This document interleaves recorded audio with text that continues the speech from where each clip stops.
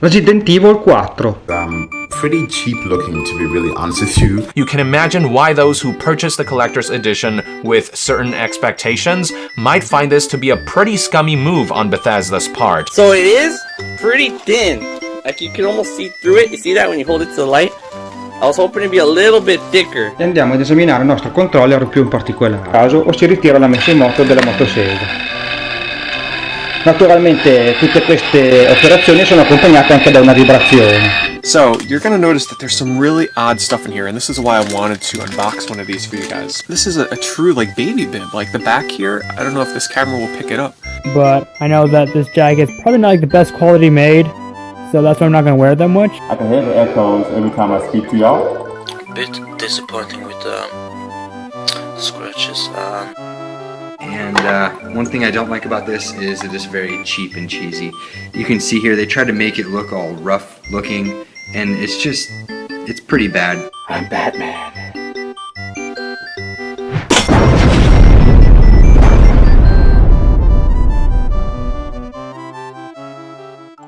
The debacle that was Fallout 76 Power Armor Edition is just the most recent embarrassment when it comes to disappointing collector's editions. And this got me thinking about all the terrible special editions that have come out before. Some of them were borderline scams, and others just fell completely short of what they promised to deliver. In this video, I'll be going over 10 of the most overpriced, overhyped, and underwhelming collector's editions of games throughout the years. And we might as well start with Fallout 76, as it is one of the most poorly handled rollouts of a collector's edition in a long time. First announced at E3 2018, Fallout 76 looked like a promising entry in the beloved Fallout series. Capitalizing on this, Bethesda decided to cash in the form of announcing a pricey special edition. Fallout 76 Power Armor Edition was priced at $199 US and was released the same day as the normal game on November 14th, 2018. The hype train for Fallout 76 quickly came crashing down as fans realized that the game was a buggy, incomplete, half-assed multiplayer disaster. Country roads take me home?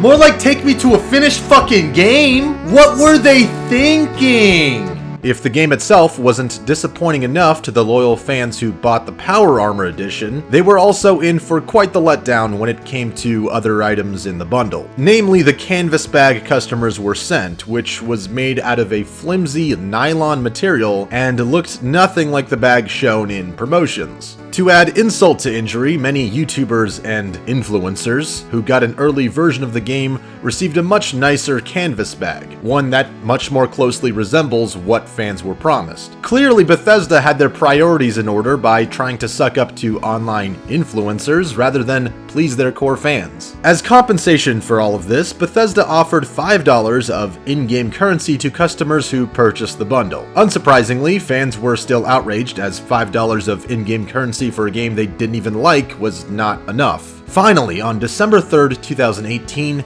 Bethesda would announce a sensible solution for their angry customers. Their PR executive, Simon Baldock, announced the following. Attention Fallout fans, your canvas bags, they were pretty shitty. They're gonna need our help. In order to send real bags, all we're gonna need is your personal information. Your phone number, home address, and full name. But you gotta be quick, our Chinese factory is running low on linen. As if Bethesda couldn't give any fewer fucks, somehow their support team managed to leak the addresses and personal information of the customers who are set to receive their new canvas bags. And I'd like to imagine Todd Howard personally ordered this to be done on purpose to teach Fallout fans a lesson for all their whining. It probably went down something like this. Oh, you guys thought I was done, huh? You think this is a fucking game? You think you can complain about my fucking game and get away with it? I mean, I'm selling a game, but if you want to play hardball, we'll play hardball. Addresses, names, phone numbers, support team. You know what to do. Yeah, that ought to teach them. Thanks, Todd. Okay, moving on. Dead Island is a series that was originally developed by a company called Techland. And interestingly enough, Dead Island Riptide was the last game in the series developed by Techland, and it may have been in part due to a scandal surrounding the zombie bait edition of the game, which cost $160. This edition included a weapon pack DLC, collector's artwork, and of course, the item all gamers want, a grotesque and mutilated statue of a woman's bloodied torso. Almost immediately after announcing this, the developers caught a wave of backlash with media personalities and consumers, who called it gross and tasteless. Just hours after announcing the bundle, Deep Silver, the publisher, issued an apology. Hilariously though, the Zombie Bait edition was still sold in Europe and Australia, despite the company issuing the statement that, "We want to reiterate to the community, fans, and industry how deeply sorry we are, and that we are committed to making sure this will never happen again." In contrast to Techland, Treyarch seemed to go out of their way to make sure their special edition of Call of Duty World at War was as tame as possible. And it still backfired. Released on November 11th, 2008, Call of Duty World at War Collector's Edition came with codes for double experience, a metal tin, and a steel canteen, all for the relatively low price of $80. The canteen was a great idea, it's fitting with the World War II era, and finally, gamers could discreetly drink their alcoholic beverage of choice while gaming. Truly a dream come true. Wait, what's that? The canteen doesn't open? Well, at least you can display it on your shelf. No? It doesn't even stand up? Okay, so it's basically a useless chunk of metal that has Call of Duty written on it. Yeah, this sucks.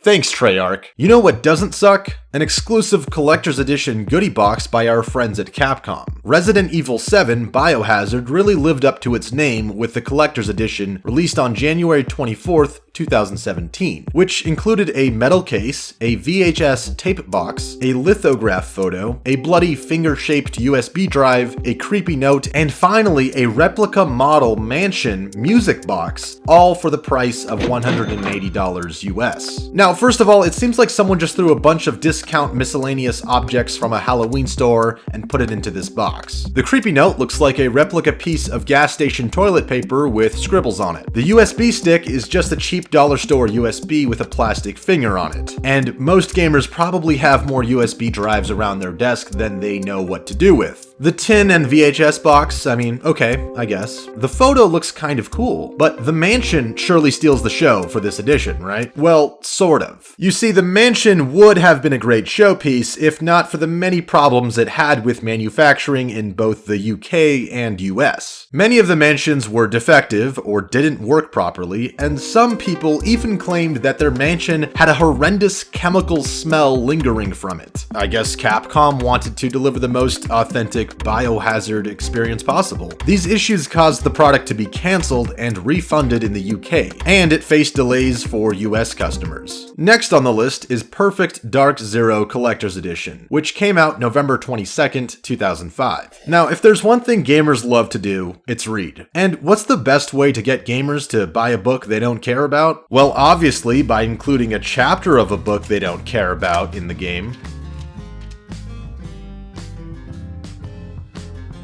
Developers Rare included a bonus DVD, a metal game case, a holographic card, a comic booklet, Xbox Live avatars, and the first chapter of the game's tie-in novel. Now, I'm not saying this package was the worst deal ever, costing only $60 US. I mean, holographic cards were huge in the early 2000s. That alone made this worth it. I do find it kind of hilarious, though, that the one preview chapter of the book basically served as an advertisement that fans were paying for. Also, look out for my full review of Perfect Dark Initial Vector, coming out soon. Rocksteady Studios must have also been disappointed in the single chapter included in Perfect Dark Zero's Collector's Edition, because in their $200 Batmobile edition of Arkham Knight, they included 3 books: an art book, a comic book, and a steel book. Take that, Rare! Oh, and also a Batmobile that was so poorly made that they had to refund all sales, and the bundle was ultimately cancelled.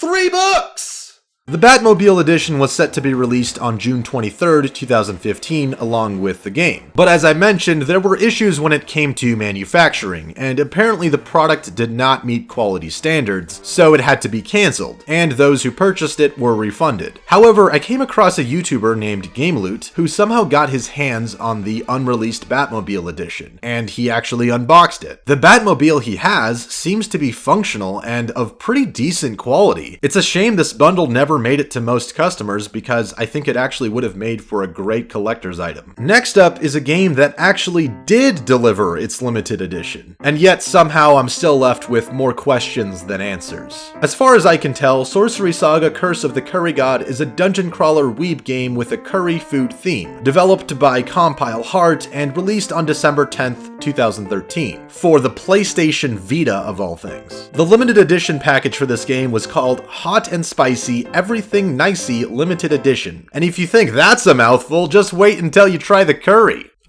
First of all, this is a rare example of a limited edition game being made for a handheld console, which is pretty spicy in and of itself. But developers Compile Heart took it a step further and took notes out of Capcom's book by also taking a trip to the dollar store to pick up the items they included in this limited edition, which were as follows: a cheap plastic spoon, a small plastic plate with the game's art on it, and a custom-made bib designed specifically for man-children weeaboo trash. All for the affordable price of $50 US. Sign me up! One thing I can say is that Compile Heart certainly knows how to cater to their fans. Aside from being kind of bizarre, this limited edition does serve a practical purpose. You can play Sorcery Saga Curse of the Curry God while lying in your bed, eating your curry without any of the mess or cleanup, thanks to this handy-dandy bib. Tapping into a similar demographic, Lionhead Studios' Fable 2 enjoyed a lot of hype when it was released on October 21st, 2008. Trying to capitalize on this hype, Lionhead Studios made plans to release a limited edition of the game that was announced to include a bobblehead, Fable-themed tarot cards, and a making-of DVD, priced at $90 US originally. But just like every Fable game Peter Molyneux developed, this limited edition overpromised and underdelivered. Publishers Microsoft apparently ran into some supply chain issues, which basically means, oh shit, we forgot to order them. Oops. And as a result, shortly before its release, the limited edition had to cut the bobblehead and tarot cards,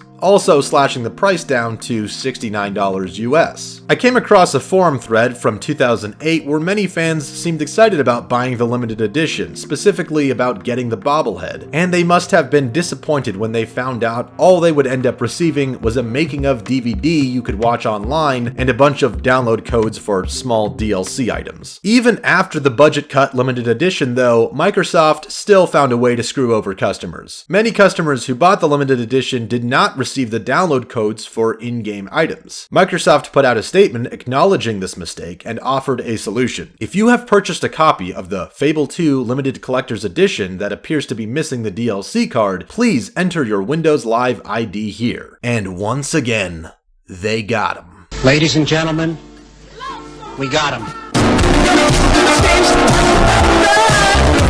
Nah, I'm just kidding. That'd be funny though if it was. The next game was based on one of the most legendary filmmakers of all time, a name tied to the greatest cinematic masterpieces of an era. That's right, I'm talking about John Woo. And more specifically his game, John Woo's Stranglehold, which kind of sounds like a Brazilian jiu-jitsu move. The game was developed by Midway, produced by Mr. Woo himself, and released on September 7th, 2007, for both the Xbox 360 and PS3. And of course, there was a limited edition, because they knew fans would eat up anything with John Woo's name on it, of course. The limited edition was different for each console. For $70, PS3 players got a Blu-ray copy of John Woo's exhilarating and action-packed hit film Hardboiled included in their game disc. Xbox 360 players received a behind-the-scenes documentary on Midway bringing the style of John Woo to video games, extended cutscenes, concept art, and an insider's look at sound design. Riveting. However, this limited edition included no copy of the Hardboiled film, or any John Woo films for that matter. Conversely though, the PS3 version included nothing but the Hardboiled Blu-ray. None of the extras found on the 360 version were on the PS3 version, and since the film was on the game disc itself, it was missing a few minor playback options, you know, like, I don't know, rewind, fast forward and slow motion. But you know, I guess that's not necessary anyways, since the entire goddamn movie is in fucking slow motion. But at least you got to experience the magical wonder of a timeless John Woo classic. And making the final entry on this list is, once again, Capcom. And with the same game series too, this time with Resident Evil 6, the Leather Jacket Edition, which was released on October 6th, 2012. Now at first glance, this collector's edition looks pretty sweet. You get a replica genuine leather jacket based on the main characters in the game, Leon. You also get 4 custom tablet cases, which,